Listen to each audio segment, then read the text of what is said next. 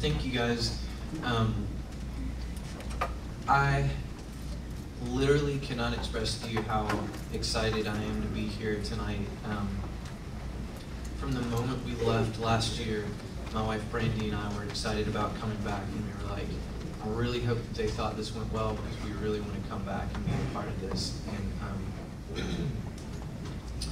but when we were, we're on a little short tour through Florida, which sadly is almost over, but when we were driving down, when we got from Tampa to Miami, we were just talking about what we were looking forward to, and you know, we were looking forward to seeing people and looking forward to, you know, seeing the ocean and things like that. But my wife Brandy, she was like, man, I like Buddy a lot, but I just want to hijack his ministry. and we joked about trying to clone Think About It, and we were like, what would we call it? Also Think About This, or Think About It Some More. But on a serious note, what you guys have here, and I don't know how many of you are normally a part of this, and don't know who in the world I am, but you're just here because you're always here, or how many people are here because you wanted to hear Quiet Science, or you came to hear me. But this is a special thing that you guys have, and I hope you don't take it for granted. I hope you don't take Buddy and Steve and all these guys' hearts for granted, and the fact that you have something really amazing in your neighborhood. And it would be impossible to be like, I'm going to Think About It model, and we're going to launch a new one in Smyrna, Tennessee, or something like that, because God is doing something unique here. And I just feel honored to be able to step in and be a part of it for a night. My phone's here, and it's going to do something embarrassing if I don't get it away from me. I mean, it might ring or something. That's all I meant. That made it sound like it's going to start swearing or something. But oh, no. My wives are awesome. They always have your back. I see that she's already turned my ringer off. So we're good.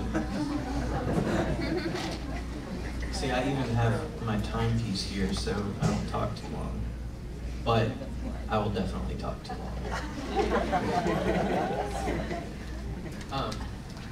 So, yeah, my name's Mark, and sometimes the bill is like Mark, sometimes it's Cool Hand Luke.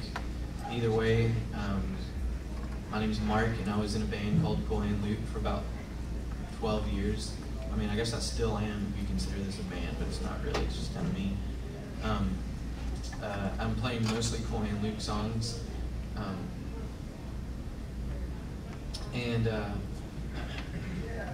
If you don't know anything about Cool Hand Luke, we were just 3 guys from Middle Tennessee who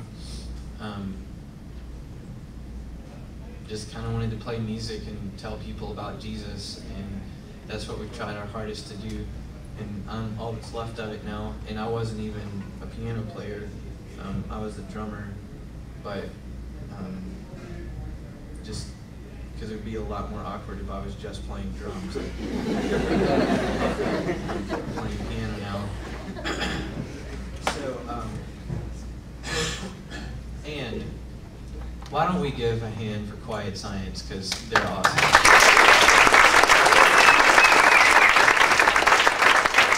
We got to meet them and play several shows with them last year when we were doing a little jaunt through Florida, and love them more every time we see them and hear them, both musically and as people. And we were fortunate enough to have them sleep on our floor when they came through Nashville, and they're great people, and they're really close to you guys, so you should get to know them and find out when they're playing around here. Like May 4th, the CD release show. May 2nd. May 2nd. Dang it, I did that last night too, didn't I? Beginning of May. Anyway. if we were all the sort of musicians, like if we were like cool black dudes in Chicago in like the 20s and we could just like pick up instruments and start rolling with it, I'd be like, hey guys, just come up here and jam with me. But it's rare enough if I can remember what I'm doing.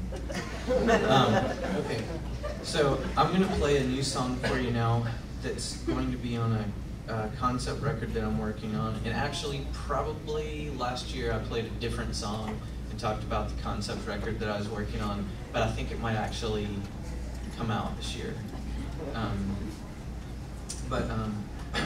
The record is going to be called Of Man, and it's a collection of songs that tell a story, and the story, time-wise, starts not long before the Last Supper, and it goes up through the ascension of Christ. And each song kind of tells a different part of the story from a different first-person perspective, like someone who is actually there at the Last Supper, or someone who's actually at the cross. And two of the songs are actually told from Jesus' perspective.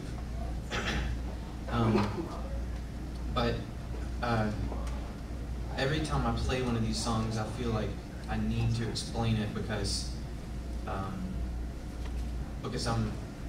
I'm getting, as I write these songs, I try to get inside the mind of whoever's perspective it's from, to try to think as a human being and not just like a blip in a story that really has no depth, but like as a human being experiencing this, what would it be like? And so it's all told in first person. So when I say I and me, I'm not talking about Mark, I'm talking about whoever's perspective it's from. And this particular song is from the perspective of Judas Iscariot. And in 3 of the gospel accounts, before the Last Supper happens, before Jesus' last Passover meal that he shares with his apostles, Judas has already gone to the chief priest and told them that he would betray Jesus into their hands for 30 pieces of silver. So that means when he shows up at the upper room of the dude's house who has the servant, and, you know, that story, if you don't